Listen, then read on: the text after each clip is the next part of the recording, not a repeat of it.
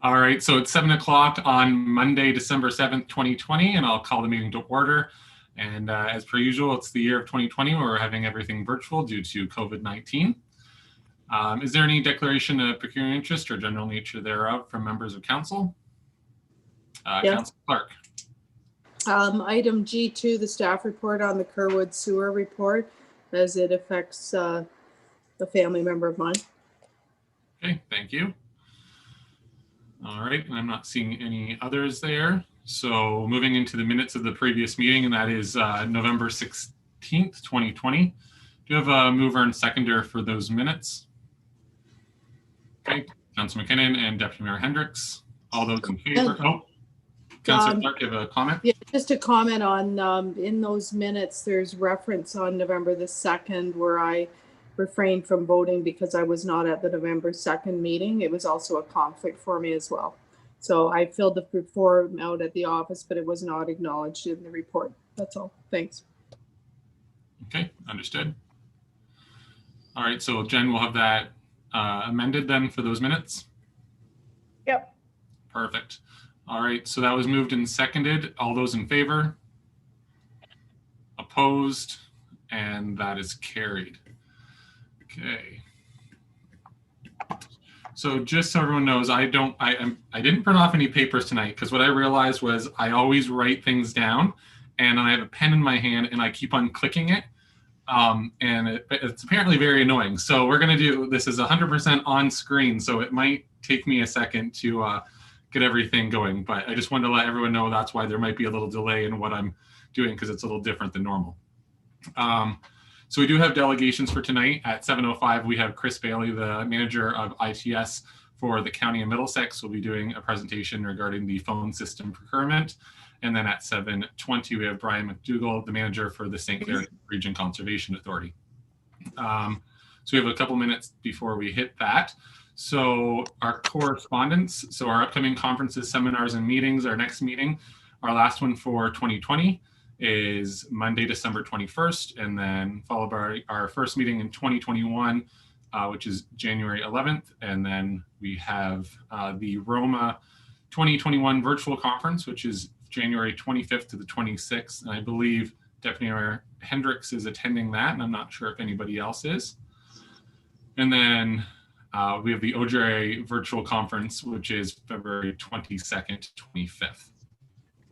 So moving into the recommended readings, item number 1 is from 4 Counties Health Services Foundation, and it's a thank you note, and then followed by their fall 2020 newsletter. Item number 3 is from the Ministry of Municipal Affairs and Housing, and it's their Ontario Rebuilding Recovery Initiative. Item number 4 is from the Asaba Bayfield Conservation Authority, and it's their GM report for November 19th, as well as their November 19th agenda for the Board of Directors, and then the October 15th board meeting minutes. Councillor Clark, did you have a comment? Or was it your hand? Okay. And then item number 6 is regarding the MEA board announcements for 2020 to 2021, which is the Municipal Engineers Association. And then item number 7 is from Blue Water Recycling, and it's the November 2020 notes. Okay, moving into the action required. It's from the Asaba Bayfield Conservation Authority, and it's their municipal resolution dated November 18th, 2020. Councillor McKinnon? Through you, Mayor Curtis, through you, I was going to ask if it would be possible for Brian to address some of the concerns at this time. They're basically pretty well the same as what the Asaba Bayfield Conservation Authority had as well. Brian, do you know what the resolution is that's in front of us? Not specifically, no. Okay. I can provide you with a synopsis of some of the concerns. And after specifically even listening to what's gone on in the House today, I did not see the end of discussion today, so I don't know whether 229 has passed. But there were a list of 20 changes made to Schedule 6, subject to the significant outcry that the province received over the concerns that were brought forward. Only a portion of those rectified the concerns that we had, and most of those were in the governance area. So the outstanding issues are the authority's ability to appeal to LPAT, either municipal decisions or even any decisions moving forward on Conservation Authority owned properties, and the minister's capability of basically superseding Conservation Authority permits without deference to scientific and technical information that we could potentially provide, and therefore potentially putting some both people and property at risk. Excellent. Is there any other questions? And it's the resolution that I was speaking to. It's also coming from St. Clair Regional Conservation Authority. So is there any other questions from members of council? Deputy Mayor Hendricks? Yeah, I was going to move that we support those resolutions. Yeah. Okay. And I'll seconded second. by Councilor McKinnon. Is there any further discussion on this? And the motion is resolve that council support the resolutions from the Oswego Bayfield Conservation Authority and St. Clair Region Conservation Authority regarding Bill 229, Protect, Support, and Recover from COVID-19 Act, Schedule 6, Conservation Authorities Act. Okay, if there's no other questions, we have a mover and seconder, so all those in favor and opposed, and that is carried. So that takes care of all of those. And the next one is item number 9, which is the Township of Howick, and it's a resolution regarding the tile drain loan program.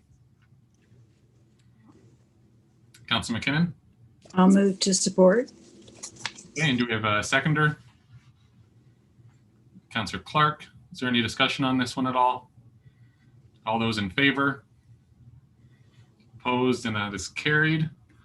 And then we have one more, which is from the Thames Valley District School Board, and it's the RETF, which stands for the Rural Education Task Force, and it's their survey media release.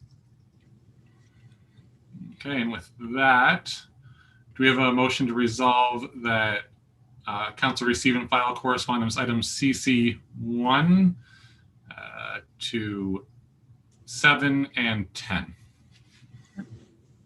Councilor McKinnon and Councilor Brody, all those in favor, and that's carried. All right, so we're going to jump back into our delegation. So our first one there is from Chris Bailey, the manager of IT services from the County of Middlesex. Thank you, Chris. Mr. Mayor, through you to council. I'm here today with a report about phone system procurement and implementation for the township. Over the course of COVID-19, the need for enhanced phone features at the township office, including a number of deficiencies that were identified with the current system, has really made replacing the phone system a greater priority. Your current phone system doesn't support a lot of more advanced features like forwarding calls to external numbers, remote access to your voicemail system, voicemail to email, or emergency or holiday phone message scheduling. Over the course of the past 5 years, these features really have become kind of the new baseline for phone systems in a municipal setting. Senior staff at the township requested that Middlesex County ITS undertake a procurement process to determine the cost to implement a new phone system with those enhanced features. So with the direction from township senior management, we undertook a procurement process to find a suitable vendor to provide and implement a phone system to replace the aging system at the office. Following township's procurement policy, we developed an RFQ and distributed it to 3 qualified vendors. The RFQ process resulted in a suitable vendor who is highly capable of implementing systems like this. The main focus here was to implement a new voice over IP system that would provide enhanced phone features and capabilities, while also leveraging Middlesex County's investment in a larger phone system, which helps to reduce the overall financial impact. I'll explain that just a little bit more. Middlesex County purchased a system with a lot of enhanced features, and what this system does is actually ties in with the county system, and it allows you to leverage our investment while not having to invest in a local system that provides some of those more enhanced features for you. Onyx Canada was the successful RFQ respondent. We've worked with them at Middlesex County on a number of successful phone systems over the course of the past 5 years, including the primary Middlesex County system. The municipality of Southwest Middlesex actually just finished a very similar project about a month ago, and Strathmere Lodge as well implemented a phone system through Onyx. The financial impact of this is the RFQ response had an impact of $22,655 before HST. This includes the purchase of the equipment, 1-year warranty on the associated hardware, professional services to design, configure, test, and implement the system. Also attached to the report is a statement of work from Middlesex ITS. When we originally designed the service agreement, phone system support was not included as part of that. So the attached SOW includes the time required to prepare the township network and environment for the new system, assist Onyx in implementation and deployment of the new equipment, and post-implementation support. The financial impact of the SOW is a one-time cost of $3,042. This includes the setup and implementation as well as post-implementation support for the remainder of 2021 after the project completes. Ongoing, beginning in 2022, there will be a yearly cost of $984 to support the system, and that will be added to the IT service agreement. Although this project wasn't budgeted for in 2020, after discussions with township senior management, the request to council is to utilize modernization dollars to fund the project. So from a recommendation standpoint, the recommendation is that council approve the phone system procurement and implementation project, and that council directs staff to fund the entirety of the project using the one-time municipal modernization dollars. And I would be happy to answer any questions that any of you might have. Okay, thank you, Chris. Is there any questions at all from council? Councilor McKinnon? Through you, Mayor Curtis, to Chris. Under the statement of work on page 3 of 5, it says that the township's responsibility is to provide an on-site primary contact for its to work with during the project. Who will be that primary contact? You? It would be a decision of township staff, but what we need is just a person that we can bounce ideas off of and questions. Okay. Things like, names of people, extension numbers that are currently assigned, Okay. as well as any configuration things like the auto attendant, for example, what you guys want the actual script to say, for example, and when you press 1, where does it go, that kind of thing. So just kind of a main contact so we know who to contact with any questions we might have throughout the project. Perfect. And further to that, on that same page, all of staff will be given the training? Absolutely. We do take a train the trainer approach, but we'll have someone on site to implement the system, and then on site the morning after to train staff on the system individually. Perfect. And lastly, it's not a question, it's just a comment. Could you please ask anyone filling out a request for proposal or quote, not to use acronyms unless they're defined beforehand? I looked all over for a couple of them and I couldn't find them, but it's been a bugaboo of mine for a long time, acronyms. So. Absolutely. And unfortunately, IT is riddled with them, but I definitely understand what you're asking. Thank you, Chris. You're welcome. Okay, Councillor Clark?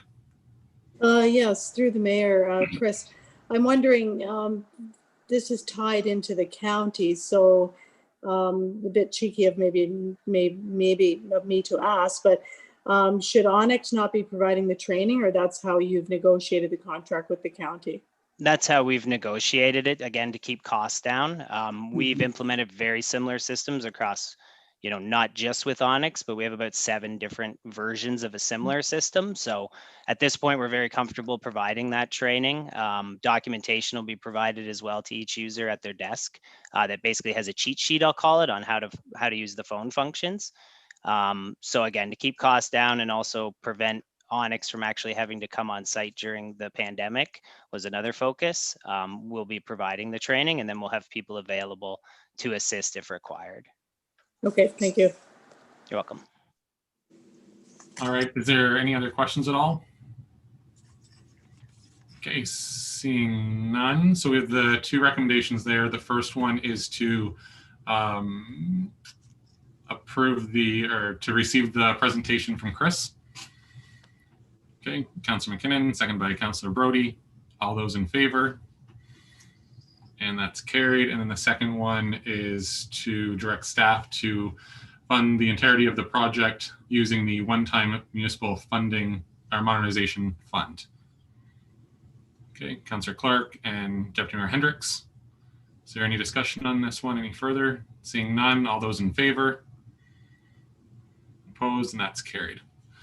All right, thank you so much, Chris. I don't think you have anything else on the agenda here, but if you'd like to stick around, you're more than welcome to, but I'm sure you're on lots of Zoom calls. So we a couple Zoom calls a day. Thank you very much for letting me present tonight, everybody. And if I don't talk to some of you, have a great holidays. You too, Chris. Thanks. Thank you. Hey, Chris. All right, so we're a little early for our next delegation. So why don't we move on to our first staff report, and that's from our Public Works Manager, and Coulter Cahill is on the line with us on his phone. That's why you can't see him, but you'll be able to hear him. Oh, thank you, Mayor Smith. My report tonight is on Christmas tree chipping program. Blue Water Recycling Association annually offers a Christmas tree chipping program to member municipalities. Council approved participation in the tree tripping program last year. A tree drop-off area was set up at the Public Works Garage in Adelaide. There was not adequate participation by the public to warrant extending the program to residents again this year. Last year, the chips were taken away. If there is use for the chips, then they'll be retained and stored. If approved, information on the program will be posted on the township website as well as Facebook. Attached is the memo we got from Blue Water Recycling Association. There's no cost to the township for the chipping of the trees. There's minimal staff time in setting up and tearing down the drop-off area. The recommendation will be resolved that council receive the Christmas tree chipping program report as prepared by the Public Works Manager, and resolve that council approve participation in the Christmas tree chipping program offered by the Blue Water Recycling Association. That's a tongue twister. Certainly is. I'm glad that you said that, and I'm not going to repeat it. Is there any questions at all for Coulter? Okay, seeing none, so we'll go with the first motion there, which is to receive the report. So moved. Okay, Councillor Clark and Councillor Brody, all those in favor? Opposed, and that's carried. And then the second motion there, which is to approve the participation in that program. Councillor McKinnon and Deputy Mayor Hendricks, all those in favor? Opposed, and that's carried. And before we jump into the next report, I'll just say that one of the businesses in Adelaide Metcalfe, which is, I forget the exact name of it, but it's the Linkers You Cut Christmas Trees, and also the Reindeer over there on Napperton Drive or Road. They're all sold out, so that's pretty exciting for that business in Adelaide Metcalfe. And also, assuming that all those trees stay in the direct area, this program will be used very well. So it's a good thing that we have this program. Is it time yet? Why don't we jump into our delegation? And we'll go back there. So that's Brian McDougall, the manager for St. Clair Region Conservation Authority, and you have the 2021 budget presentation for us. Absolutely. Okay, welcome. Thank you very much, Mr. Mayor. Very happy to join you this evening. I haven't had an opportunity to address council previously. As a result, my presentation has a little bit of background in it that might well be very familiar to some or all of you. but I will fly through it. So if you have any questions, please feel free to stop me. I'm certainly not going to take any more of council's time than necessary, though, for my presentation. Jen, do you want me to bring it up and share my screen? Yep, if you can. Just about to message Morgan about that. I was actually just getting it ready, Brian. I got it. You do the talk and I'll do the. Okay. Thank you. Fabulous. That way it'll actually work, Morgan. That's great.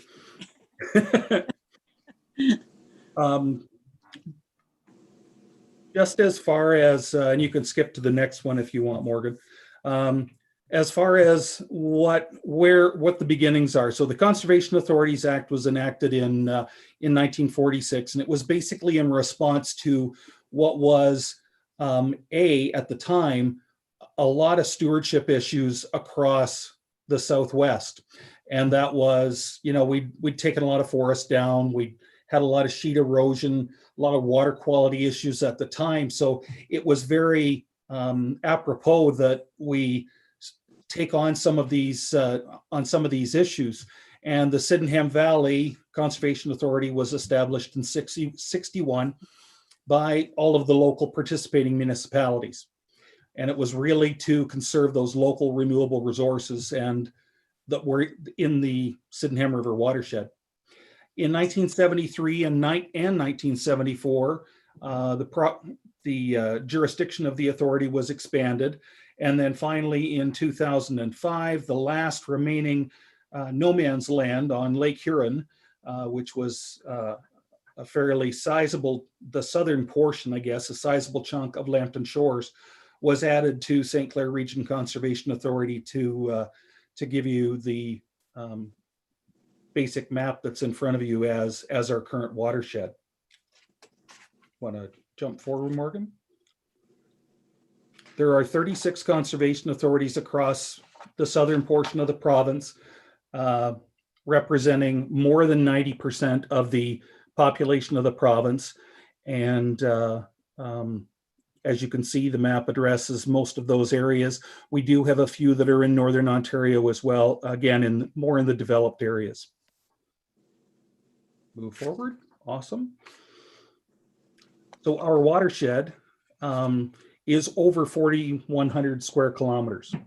We have 14 sub-watersheds, 16 municipalities and 1 regional municipality, 2 counties.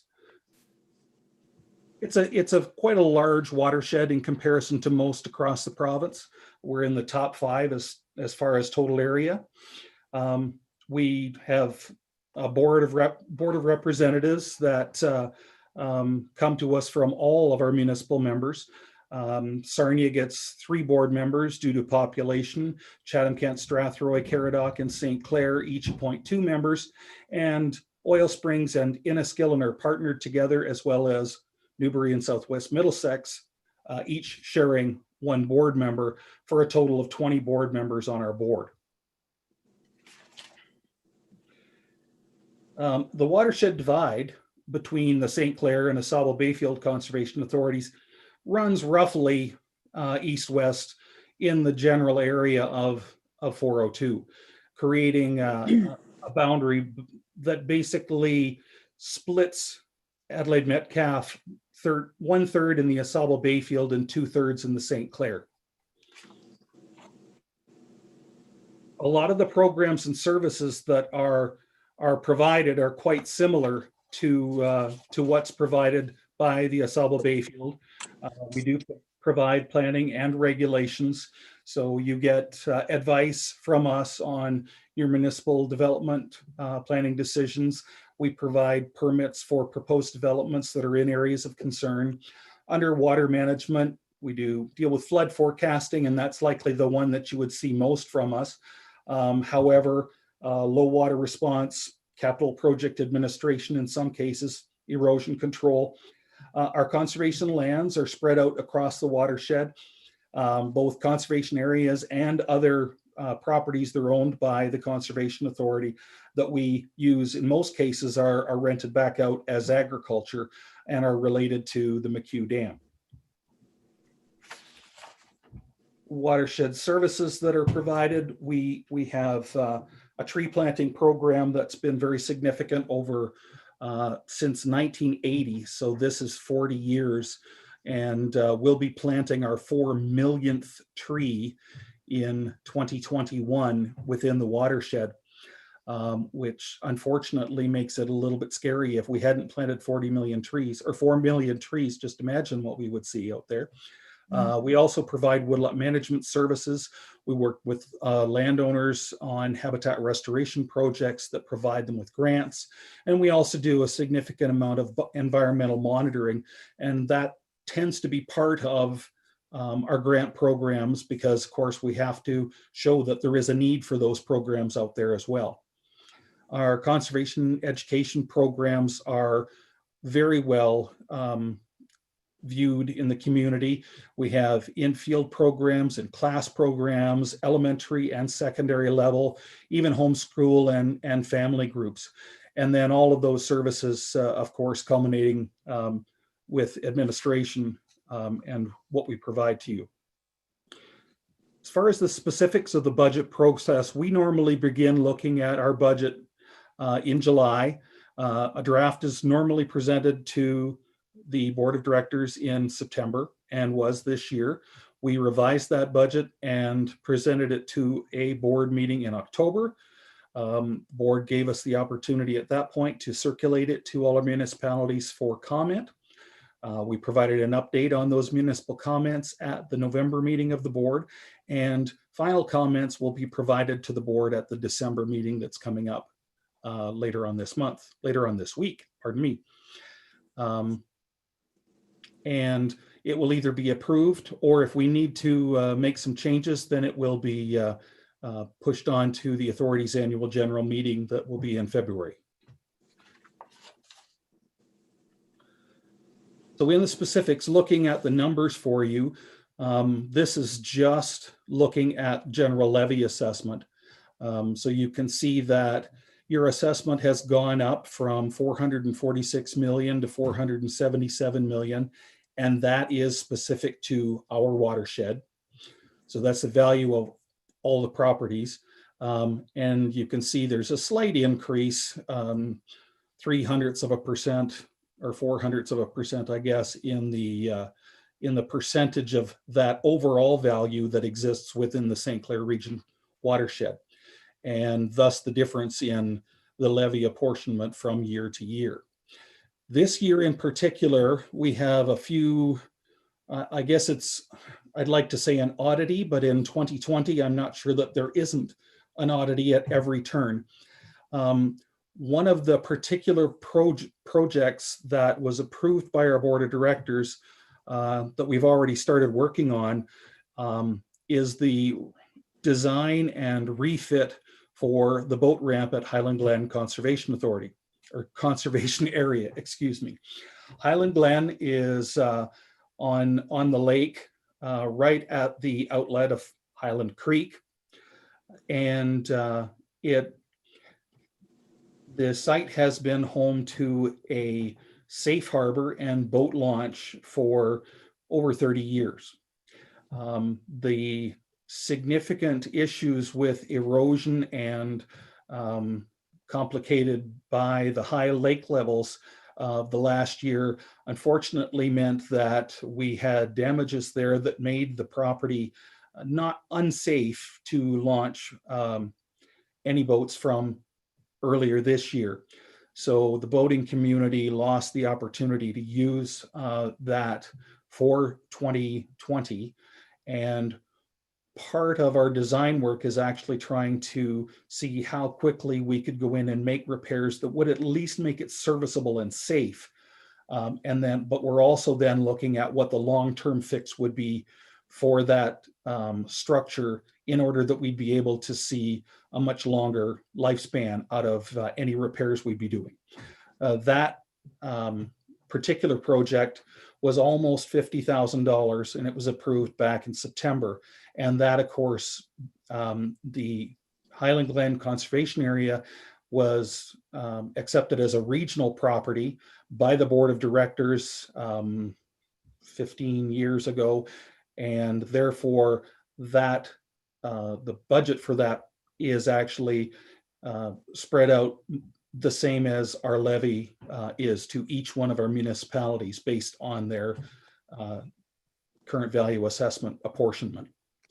So as a result, what was a relatively small number, maybe not a small number, but an average number of a 5.6% increase in levy suddenly is a 10.3% increase in levy. And then if we go to the next page, Morgan, I've broken that down. You can see what the 2021 proposed levy is, the cost for that study, with $953 attributed to Adelaide Metcalfe for the total of $22,636.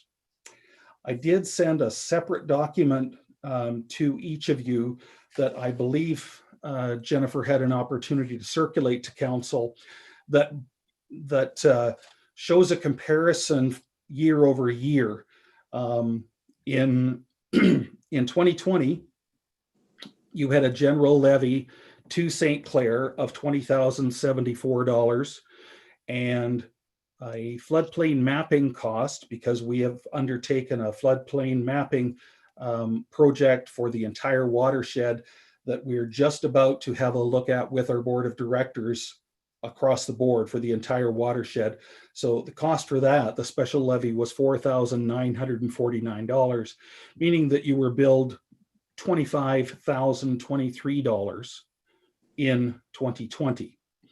And in 2021, as we're looking at the page in front of us, with that $21,684 plus 953 gives us a total to be billed in 2021 of $22,636, which year over year is actually a 9.5% reduction in the amount being billed to the municipality. So the bill's a little bit less, although some of the costs, the direct costs as far as general levy, have increased to at a total rate of about 8% for Adelaide Metcalfe. And then if you leap forward for me, Morgan, just the last highlight for you. We're pretty proud at St. Clair Region Conservation Authority to have the lowest levy to budget ratio in the province. And this year, even if the major capital erosion control projects, which we're working with Sarnia on, were included, if they were still included, we would still be the lowest in the province. And from a direct comparison for you, understanding that we have about 2/3 of the municipality in our watershed, your cost for 2021 at $22,636 is $2,500 less than your cost will be to the Asabo Bayfield for half that size of area. I'm more than prepared to take any questions.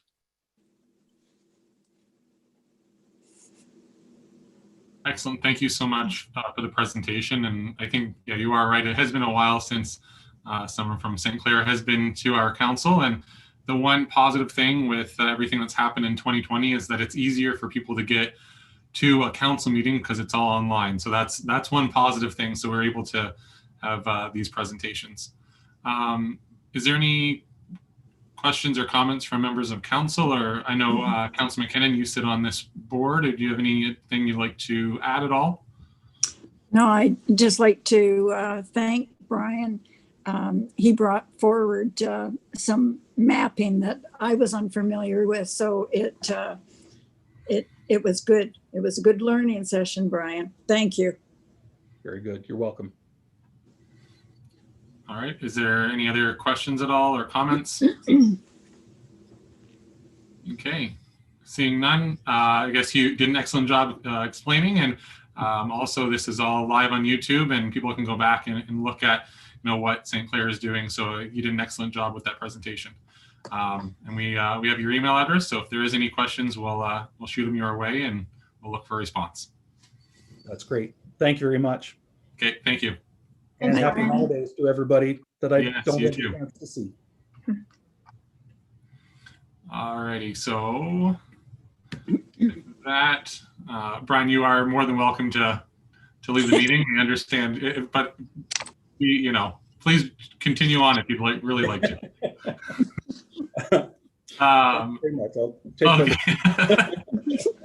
Alrighty, we'll move on to the next staff report. I don't think we have a motion for this one, do we, Jen? No. Perfect. So our next staff report is from our clerk, and it's the Kerwood Sanitary Sewer Fees Staff Report. Thanks, Mayor Smith. This report for council is basically food for thought. As we move into the 2021 budget deliberations, and there's a package coming to council later this month. I just wanted to put this together for council to provide you with data that you may not be aware of. So it's a projection of what the potential costs are for 2021 just to operate and maintain the sewer system. This does not include costs as per the bylaw 36 of 2010, which is still required when people want to connect to the sewer system. So back in 2006, Township of Adelaide Metcalfe was successful in obtaining a grant from OMAFRA through the COMREF grant for the construction of a new sanitary collection system to service all existing lots within Kerwood, a wastewater pumping station, and a forced main to discharge wastewater flows to the existing Strathroy-Caradoc wastewater treatment plant. The preliminary cost estimate in 2005 was just over 3.2 million, and in 2008, an updated cost estimate increased to 4.8 million. There was also an environmental study that was conducted by KMK with the report that was forwarded to COMREF. In October of 2010, council passed a bylaw to impose a fee or charge for the provision of wastewater collection and treatment facilities on the owner or occupants of land who derive or will or may derive a benefit from the installation of these facilities, and that's bylaw 36 of 2010. At the time of passing the bylaw, multi-residential properties were not considered in the bylaw for fees, and I should also mention nor were businesses considered in the calculation for fees on how to calculate property if there were more than 2 living units for multi-res, or for business if they're a high user for the sewer system. Properties in the sewer system in Kerwood are zoned village residential, village commercial, industrial, parks and rec, or agricultural. The township zoning bylaw does not speak to multi-residential units, something to consider when a comprehensive review is being conducted. The bylaw from 2010 that introduced the fees to the sewer system does not address multi-residential units. And as well as I just mentioned, it doesn't speak to any businesses that could be potentially high users. So going forward, multi-residential units should be considered when determining fees based on a user pay system, as well as businesses that are within Kerwood that are on the system. As sanitary sewer is municipal infrastructure, this will be incorporated into the asset management plan of the township. This will give council and staff life expectancy of the infrastructure and timeline of events of when capital expenses to the facility should occur to be proactive rather than reactive. There will always be expenses to maintain the system. However, this is what reserves are for, that unexpected expenses come up. Reserves can be used instead of incurring higher rates on the ratepayers.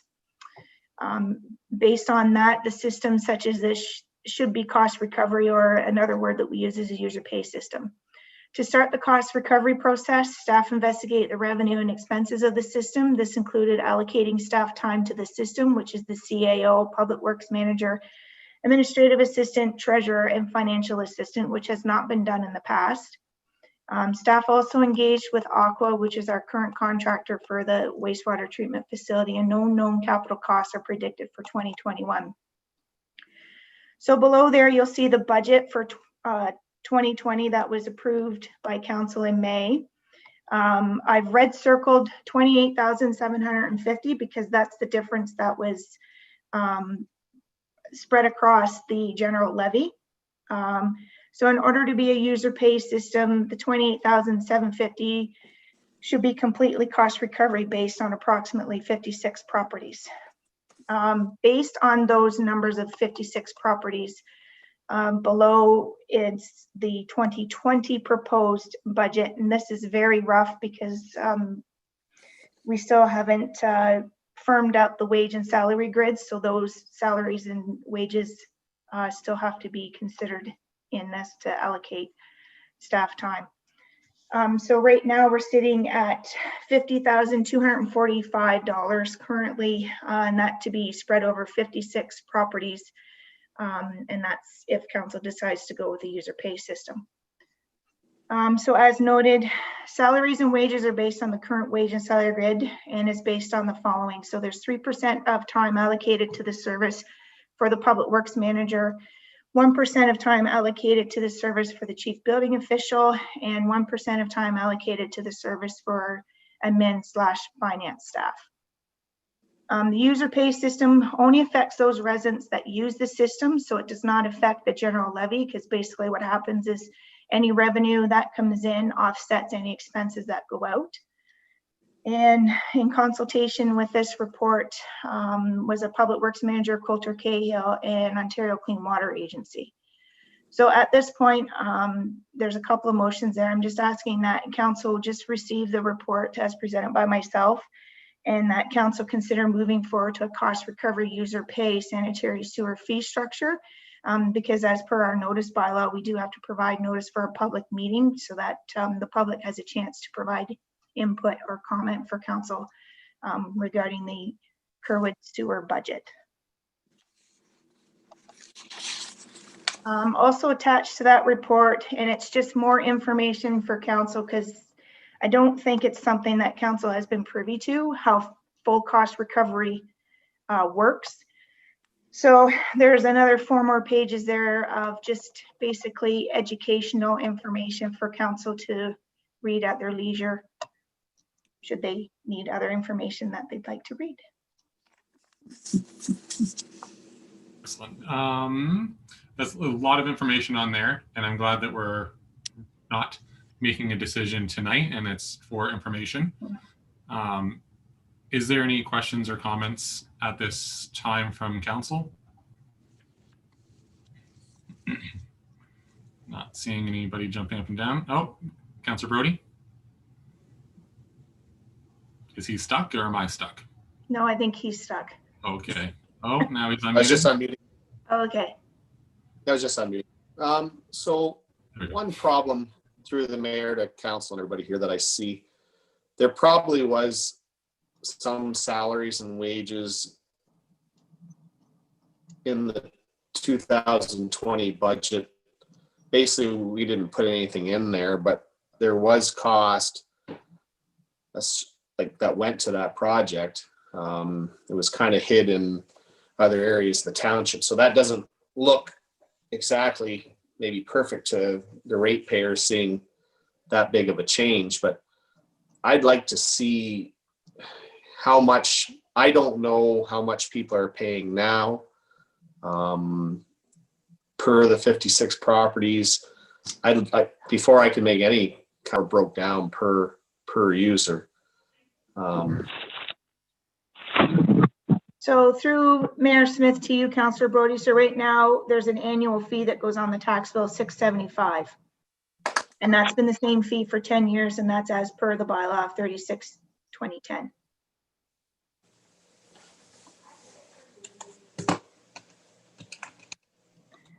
But once we get more into, if council chooses to go with a user pay system, there'll be more figures that will be more concrete that we put into that budget so that council can see the effect of allocating staff wages to that particular project. And there'll be more information given to all of council as far as the $675 per the 56 properties. And maybe by the time that information gets to council, we'll also have a better idea if we have more than 56 properties, because we do have a couple of consents that have been approved by council in the last couple of months. So that makes for 2 more properties at this point in time. Okay, Mike or Councilor Brody?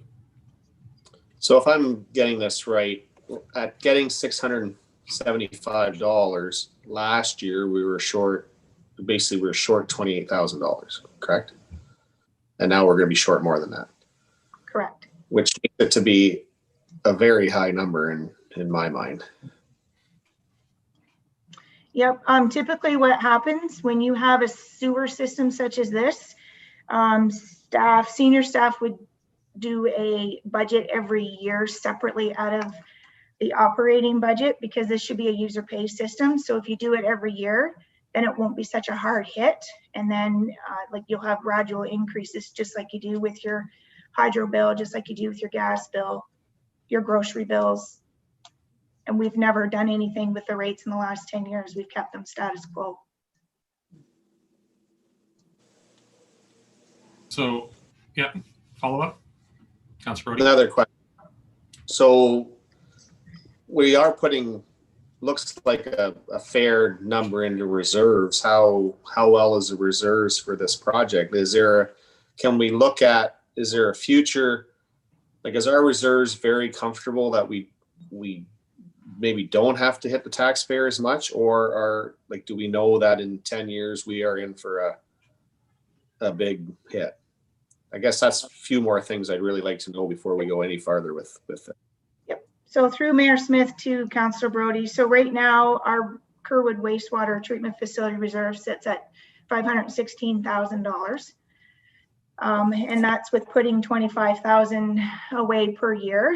But one thing, as I noted to Morgan today, we're heading into year 11 with this system, and usually between 11 and 15 years is when you're going to start seeing maintenance on a more regular basis going to have to be done to the system. And even that includes breaks in the lines. So 516,000 isn't going to take much to deplete if we're going to have repairs to the lines or maintenance or new pumps. As I would imagine for 2022 and beyond, there's going to be information that we're going to need from Aqua for asset management in order to incorporate it into a maintenance schedule. So, I mean, council can certainly take some of the reserves to offset the increase, but it's something I recommend is not keeping the same yearly annual amount as it's been for the last 10 years. Okay, and Deputy Mayor Hendricks, you had a question or comment? Well, yeah, and I'm sorry if I repeat it because I lost internet connection for a little while there, but just my thought that it's going to be painful, but I don't have anything that I pay for to maintain my house that stayed the same cost for 10 years. So I imagine somebody had to see it coming.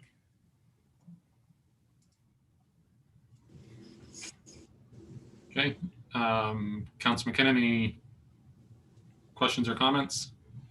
Yeah, basically it's the same old story. The numbers aren't there to have supported it, but because of the Ministry of the Environment, we needed to go ahead with the system, and the council of the day chose not to charge the ratepayers the full amount.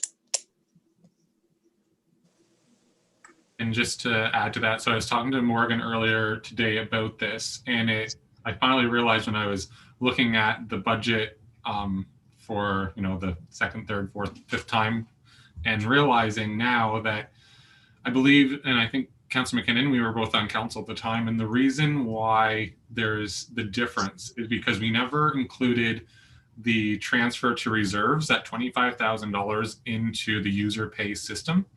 So I believe that was the thought behind that, was that the general tax base would be paying for those, it would go towards the reserve. And that's why there is such a difference right now.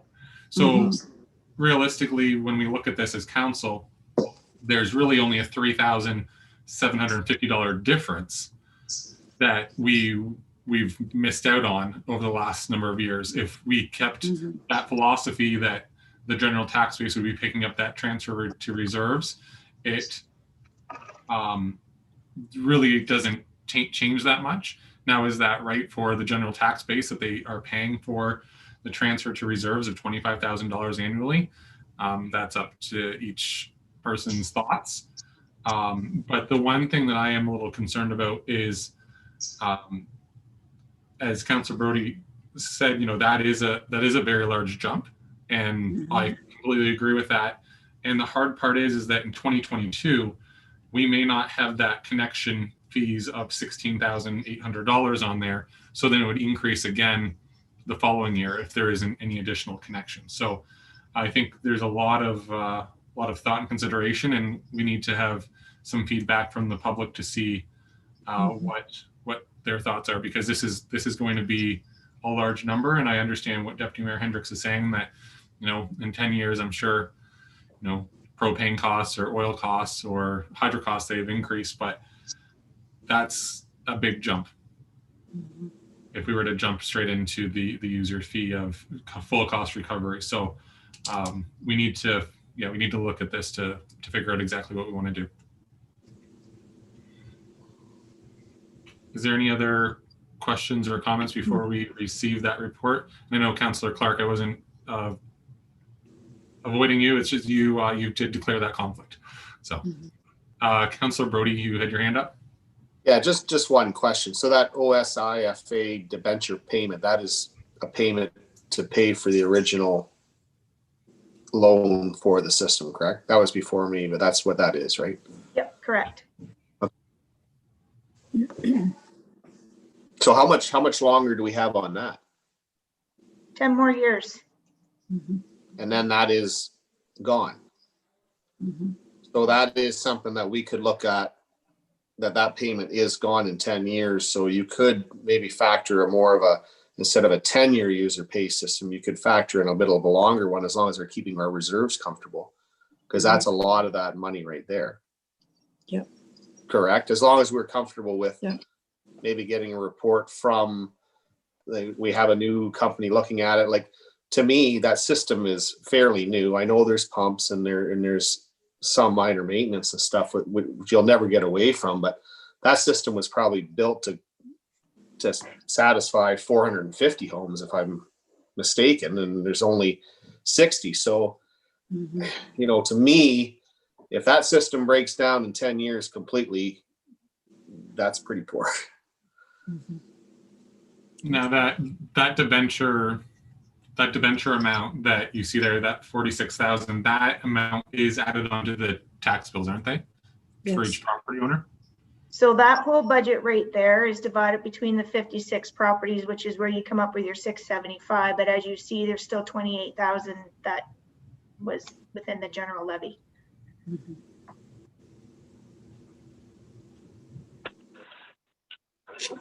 I think the 675 is the sewer fees, and then there's the additional amount for the amount added to taxes, which is the debenture. No? No. So there isn't two amounts on there. So no, there's only one, and that's the 675. I think we need to look at that again, because I think there is still a debenture amount on some of those properties, which is where we're receiving those revenue. Oh, you're talking about the installation of the Kerwood sewers. Yes, there is some people that have it debentured, which is still another 10 more years that they'll be paying on their taxes for that. But that won't show up in this report, right? That's what they own, but they had to pay initially to get onto the system. Yeah, that's the connection. That's right. That's the connection fees that's separately, that's in the bylaw of 2010. This budget here is strictly just to maintain with what we got. But so then we are correct in saying that this project is paid off in 10 years then, and that $46,000 is gone. Okay. I feel a little more comfortable with that. Maybe we should look at a longer term user pay system where then it's going to be hard for now, but then it's going to be a lot better possibly. So I think we need to look at maybe a longer lookout for this than than 5 years or 10 years possibly.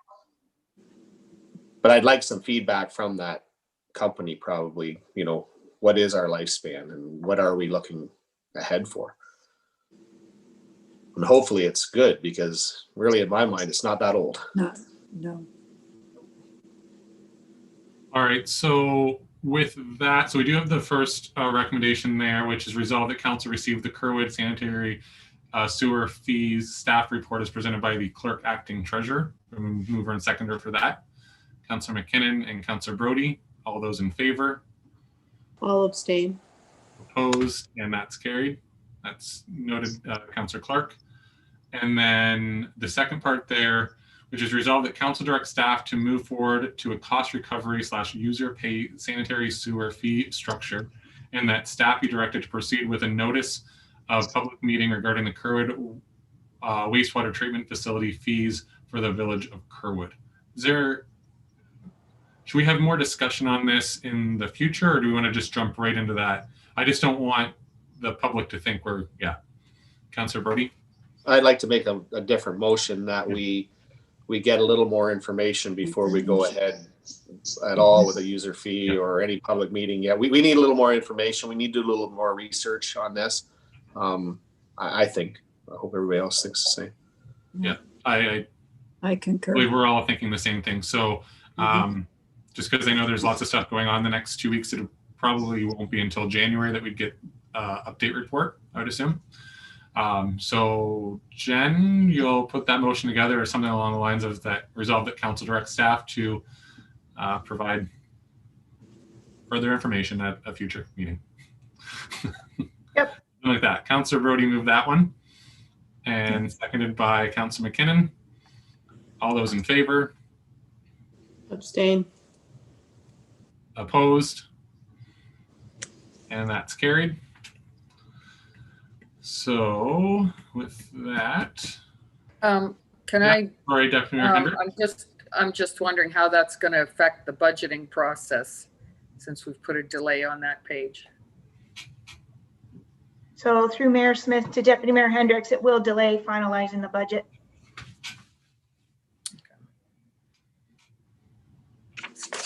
So what is the timeline then, Jennifer, for public meeting to figure out So right at this point in time, I was looking at scheduling the public meeting for February 1st, which is also a regular council meeting. That way you can have your comments and input from the public. And by that time, staff will have further numbers for you based off of the grade and salary that gets discussed tonight in closed session.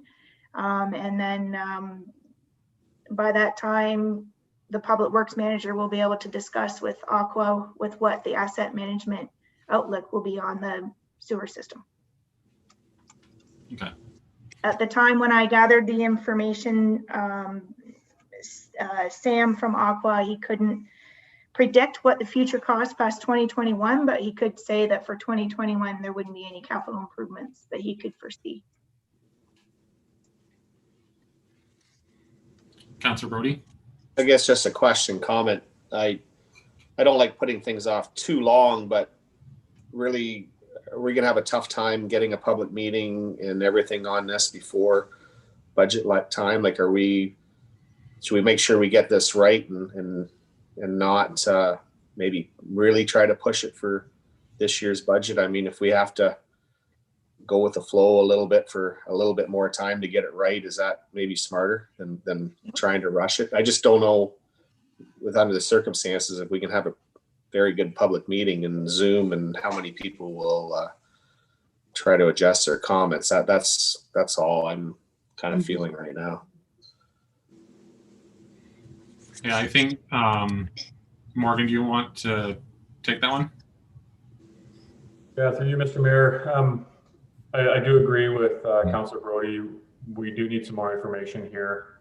I'm not sure what our legislative requirements are to get this one resolved sooner than later, so I'd have to dig into that. I have more questions myself, that I guess I would like to bring back to council in the new year, including whether we could continue what we did in 2019 to 2020 as what we do in 2020 to 2021 budget, so that we're not rushing this one through. But I would have to dig in a little bit further to be able to answer those questions. Okay. And then really looking at, okay, so if we were to have the staff report with answering some of the questions that we have asked tonight at our first meeting in January, which would be the 11th, do we have a second meeting scheduled for February? I assume we do, because it's be the 1st, so probably the 15th or 16th, assuming the family day's in there. So depending on notices and everything else, it would be, if we wanted to go proceed with a public meeting, it could be delayed, say by 2 weeks or something like that. But you are right, Councilor Brody, that we may have the issue of internet service where, you know, on Zoom, and the issue of having participation and making sure that everybody has a chance to speak at the meeting. So I think we'll have to discuss that at the first meeting in January once we have that report, and then council will have to make the decision what we'd like to do, because we do need more information. Morgan? Yeah, I guess if I could propose that we go through our budget process, but at the same time, we look to put a project timeline around all of the kind of requirements that are needed to pull this one off, and see if we can achieve it, or if it's even reasonable to do so early in the year. And then we can bring that back as part of our budget discussions, because we will have a couple more meetings outside of our regular council meetings to discuss things like budget. So we could actually attach this to our budget meetings rather than our council meetings. Yeah, that makes sense. All right. So we do have we moved and seconded that, and then we voted on that, I believe. And then Deputy Mayor, you asked a question regarding kind of the timeline for that. Is there anything else before we jump into the next report? Seeing none, so our next report is from our clerk, acting treasurer, the accounts payables.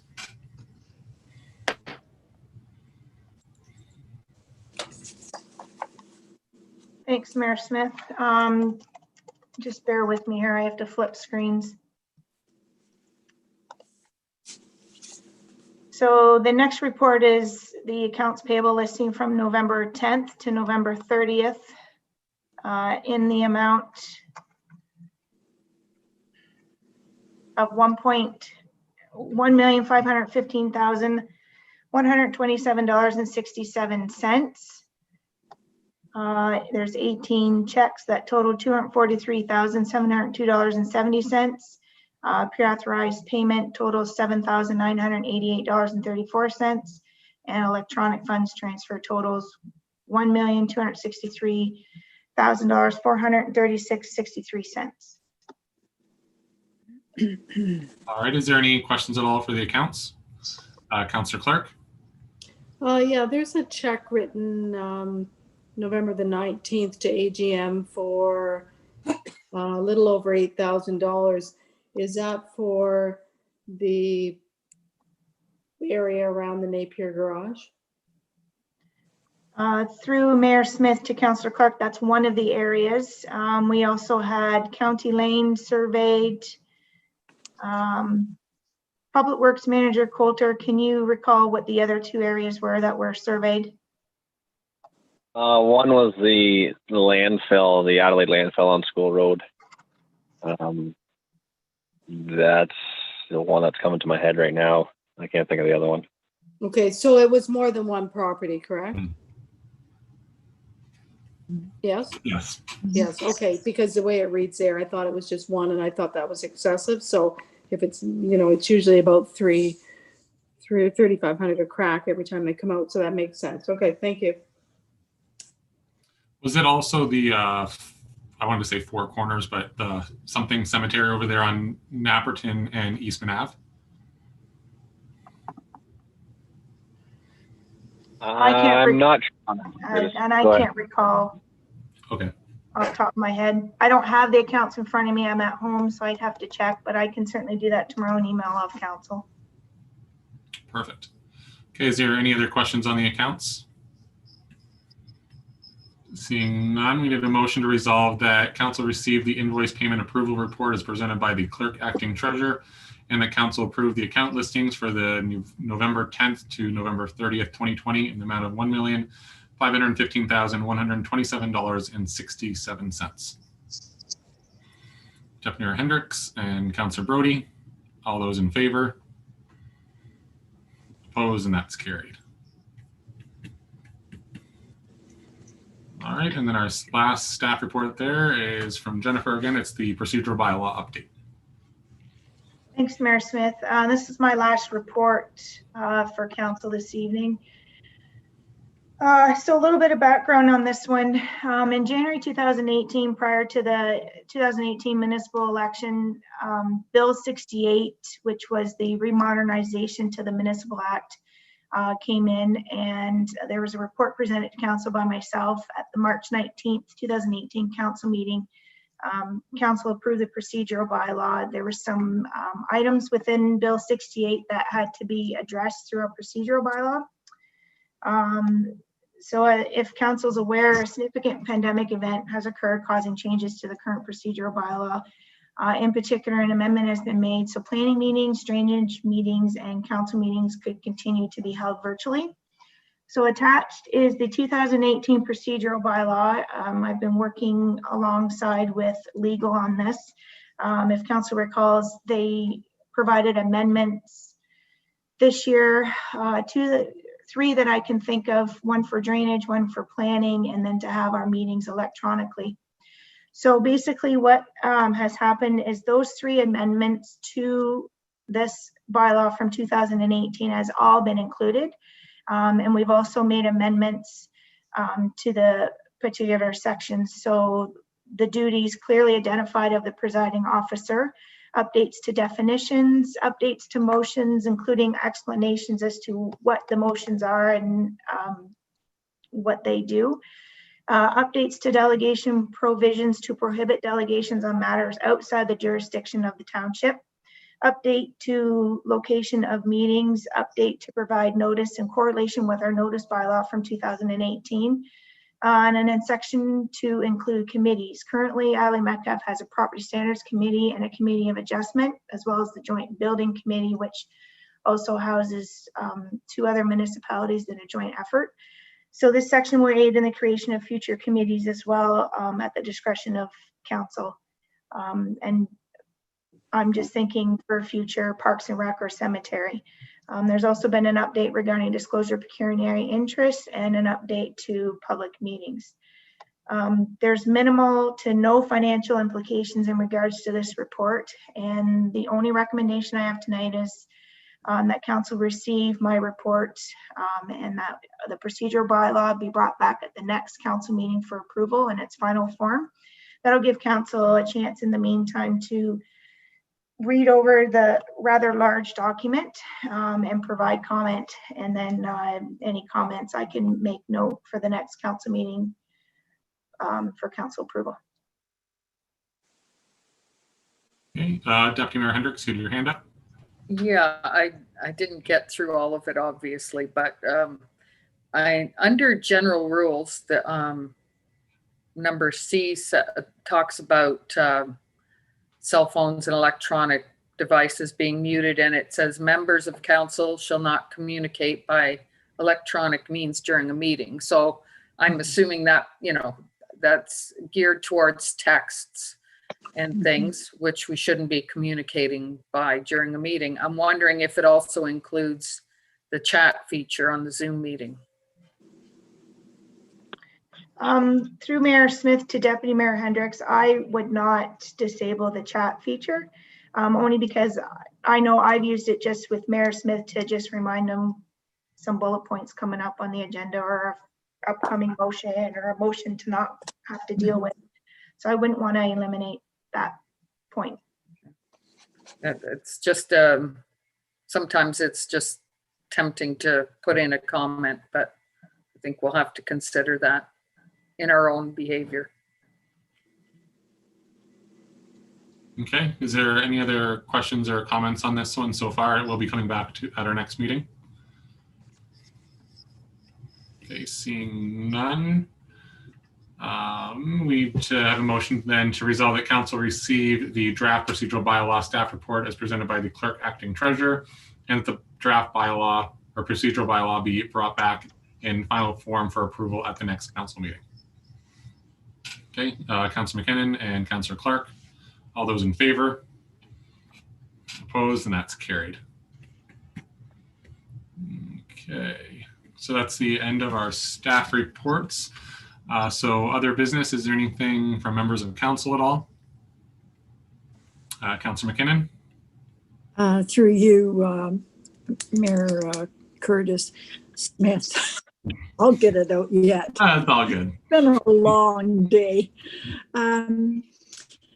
Normally we have a Christmas gathering of the staff and council. And this year, because of the pandemic, I don't believe we would likely have that. Would council consider giving a donation to the local food bank instead?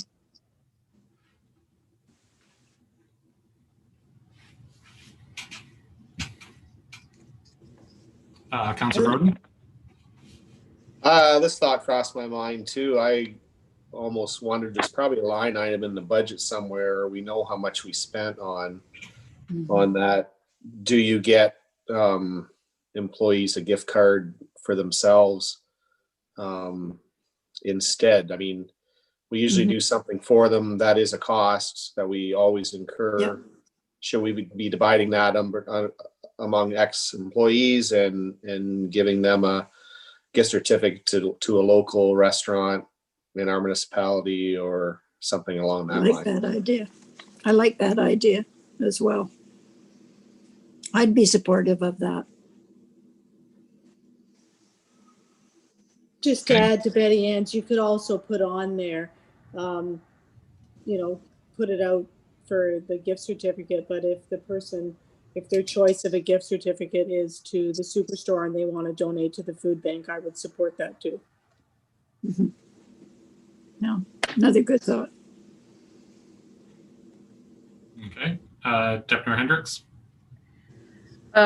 Yeah, I was going to support that. My other comment was we've lost our trapper in the township, and I know that the township isn't responsible for removing beavers and things, but it's becoming an issue in some parts of the township. A drain that the township just spent a lot of money on has got 3 beaver dams in a 2-kilometer section. And so I imagine there's going to be a fair bit of damage. I'm just wondering, I don't think anybody here is prepared to answer it, but I'm wondering if somebody should think about where landowners can go to deal with those issues. You gonna take that one, Jen?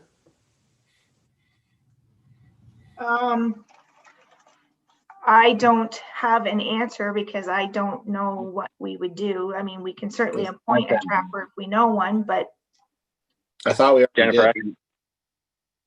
What was that, Councilor I Broden? can jump in. I thought we already did. Matt Reddick's the trapper, and I thought he was. Maybe Colder can chime in on this then. Yeah, through you, Mayor Smith, to council, and talking with our drain superintendent, all those concerns should be brought up to him or an email sent out, and he can take care of it. In talking about the trapper, there are 2 trappers that we do have on in contact, and one is Matt Reddick, what you said there, Councilor Brody, and there is another one that we do use. So we have found a couple of trappers to help us out. Perfect.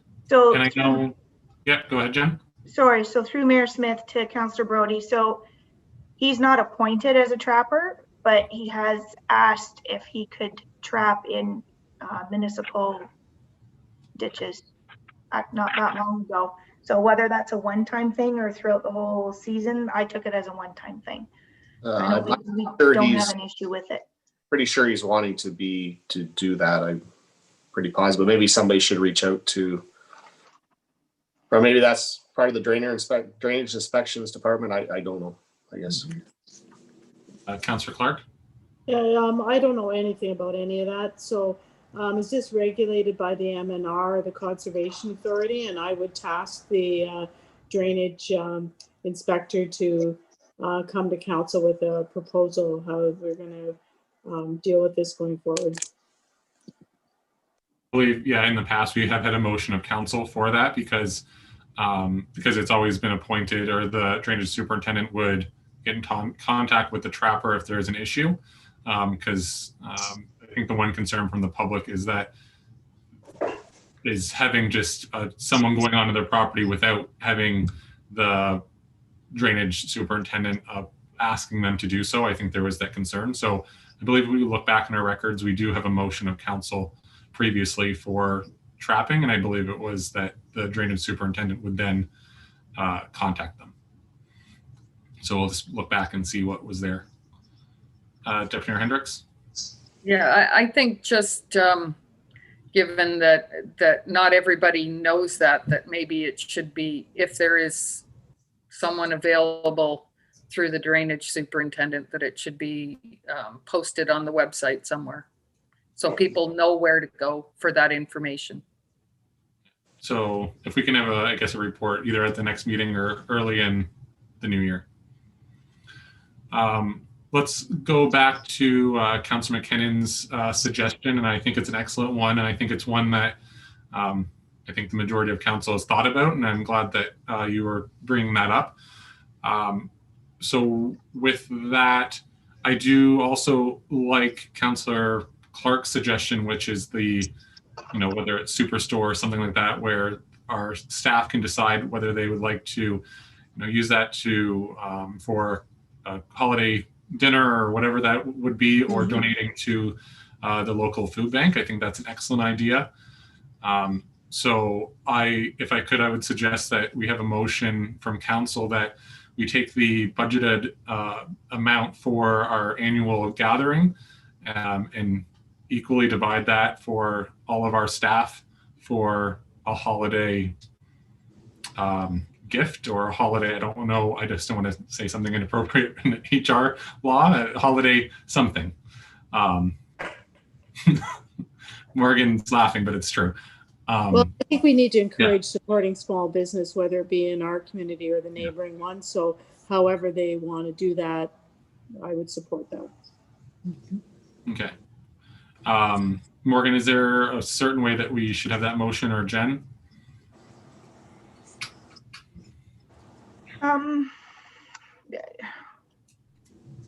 Just resolved that council directs staff to prepare Christmas gift for staff from the 2020 budgeted amount, which I would have to look to see what that is, because I know it's all blocked in as one. Yeah, I believe it. Yeah, it should be itemized out, I believe, but I could be wrong. But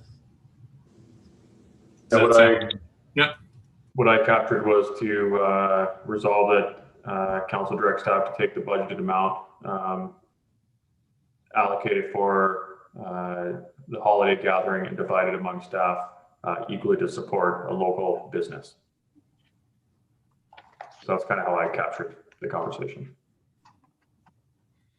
Okay, is there a mover and seconder on that, or for more discussion? Just a comment.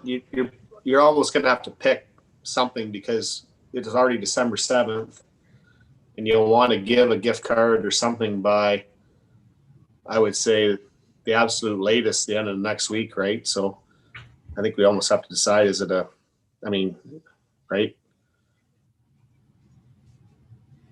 Or can you do it just a monetary amount? I mean, can it be like, I don't know. I think going back to Councillor Clark's comment, which is the shopping local and supporting local in our municipality or nearby, I think that's very key during this time of, everything that's going on. So I don't know if we want to choose. What if you send an email out, just a generic email to all staff and whoever affected by the Christmas party, and just say that this year, in lieu of a Christmas gathering, there'll be gift certificates. You can either have a gift certificate to the food store, when you can feel free to pass that along as a donation somewhere, or if you would like one to Amy's Restaurant, for example, that's in our municipality, please forward to the office what your choice would be.